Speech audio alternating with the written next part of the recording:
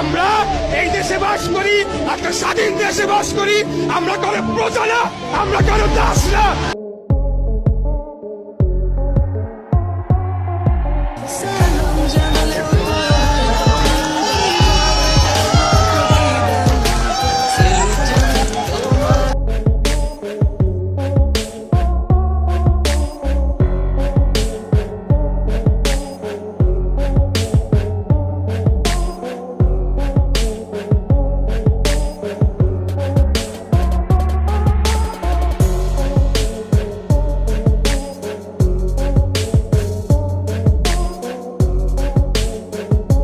এবার সারা বাংলাদেশে বঙ্গবন্ধুর মূর্তি থেকে শুরু করে পোস্টার সবকিছু ছিঁড়ে ফেলে পুড়িয়ে দিচ্ছে সেনাবাহিনীরা।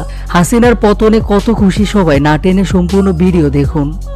একটি বিশেষ ঘোষণা বাংলাদেশ সেনাবাহিনীর পক্ষ থেকে আপনাদেরকে জানানো যাচ্ছে যে সেনাবাহিনী দেশের ক্ষমতা গ্রহণ করেছেন এবং শেখ হাসিনা পদত্যাগ করেছেন।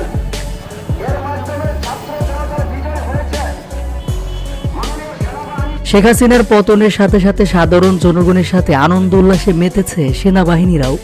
শুধু কি তাই, বঙ্গবন্ধুর স্মৃতি বিজড়িত সব প্রতিমূর্তিগুলো যখন সাধারণ জনগণ ভাঙতে পারছিলেন না কিন্তু চেষ্টা করছিলেন, এমন সময় সব সেনাবাহিনীরা নিজেরা গিয়ে বঙ্গবন্ধুর সব মূর্তি ভেঙে ফেলেন। শুধু মূর্তি না, রাস্তার আশেপাশে শেখ হাসিনা এবং বঙ্গবন্ধুর সব পোস্টার ব্যানারগুলো ছিঁড়ে ফেলেন সেনাবাহিনীরা।